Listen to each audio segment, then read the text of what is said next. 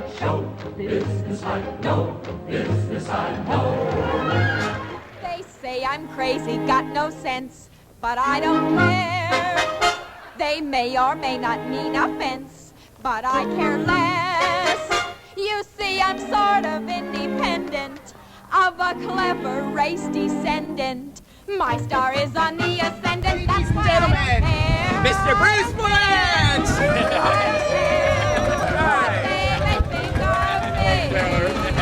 I'll have big-o-lucky men say that I'm plucky, so jolly and carefree. Give a warm San Francisco welcome to Miss Mitzi Gaynor! If I do get the lead, don't care. My voice sounds funny, but it's getting me the money, so I don't care. I don't care. I don't care. If people don't Miss Mitzi Gaynor! I'll forgive it and live contentedly. I don't care if people do not try to treat me fair. For anything thrilling, I'm ready and willing, 'cause I don't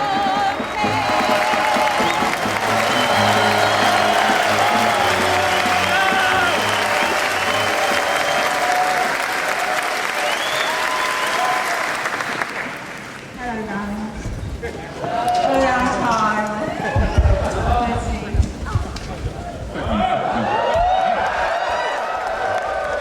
Well, welcome to Mitzi and 1,000 Guys.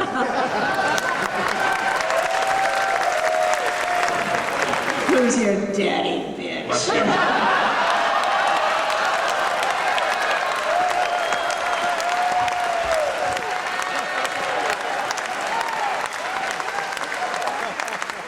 Okay, let me do the Marilyn Monroe stuff. Yeah. I didn't like Marilyn Monroe.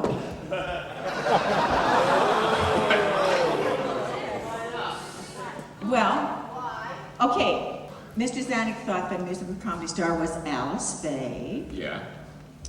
and who looked just like Alice Faye but for the 40s, Betty Grable. and who looked just like the 50s version of Marilyn Monroe. Marilyn Monroe. And here I was, this Hungarian beef from Detroit.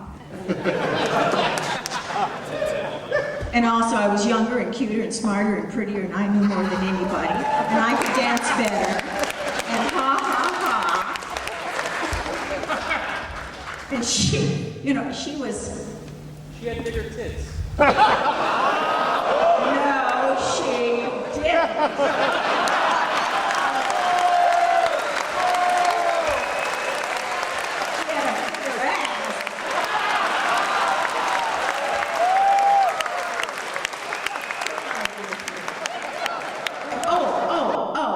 And I was dating Jack, my husband.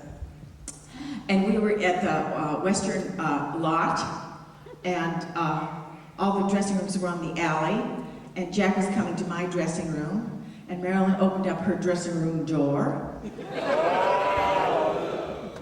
And she said, "Hi, Jack. Would you like a cup of coffee?"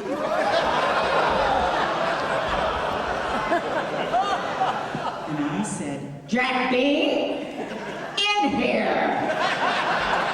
Ethel Merman had a mouth that you have no idea. First day we met in Salt Siegel's office, and she says, "Hello, kid," and I said, "Oh, Miss Merman, blah, blah, blah, blah, blah, blah." You know how you do to make a total fool of yourself. And she said, "Come here, kid, I got it." She proceeded to tell me the dirtiest joke I have ever heard, and when I come to your house for dinner, I'm going to tell it to you. But I can't do it. I can't really do it. Oh, I can't. Well, okay, the punchline is kiss it, I can kiss it myself. So there you go. Or you can do anything you want to in front of that. Should we dish, or do you want to hear about it? You want dish? Yeah. They want dish. Okay. Okay. Dead Daily. Frank Sinatra. Huh? One icon at a time. Noel Coward. Oh, I did a movie with Noel Coward and Yul Brynner.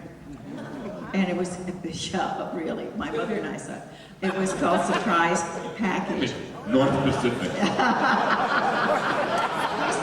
East Lansing, right, nobody went. North. It was Surprise Package, which was remade as The Crying Game.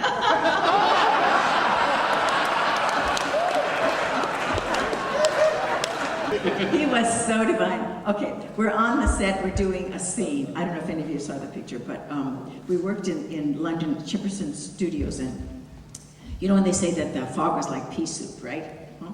Okay, it was, and the studio was so old that the fog could, honest to God, come through, you know, come through the cracks and start to fog up the camera. You'd be on the set trying to say, are you there? And Yul was Yuling at all times. And he was supposed to be a gangster. Well, I mean, really, please. The money he stole. Anyway. God, are you having a good time? I'm having so we're doing this scene. And, you know, I mean, have you seen enough films to know that on the outside before, you can't go into a closed set because things says closed set, closed set, closed set, right? So we're rehearsing something. Stanley Donen was our director. And all of a sudden the door flew open. Whoosh, all of this fog came in. And there stood this man with an astrakhan cap and a wonderful vicuna coat with a Persian lamb collar. He said, "Have no fear, Noel is here." And I said, God, what a cute guy. And so he said, you must be Mitzi. And I had like one of my Mitzi Gaynor, you know, booby and fanny dresses on. And I said, yes, and you must be you. And we became friends. He said to me one time, he said, darling, you've got to do this close up with me. I can't stand it. Yul is supposed to be saying the words to me, and you know, I really can't stand him. He's such a frightful bore. And he said, also, I can't understand a bloody thing he says.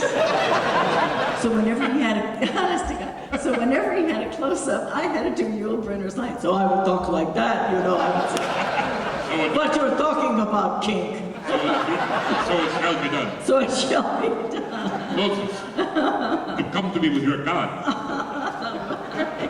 Yul Brynner was nice. He was real, again, I keep using it, he's a pain in the ass. I mean, really, he just was loving himself so much. Oh, this is good. At the end of a picture, as you know, you give presents to, you know, the makeup girl and the hairdresser and the body makeup girl and the makeup man and, you know, the thing, the costume, you know, you just do that. And of course to the cameraman, and then you give to each other. Not much, darling, just gold. So I went shopping, and I found an antique shop in London. Isn't that bizarre? And I found a couple of little cameos that were really kind of nice, you know, and nicely framed, and I paid, I think, £5.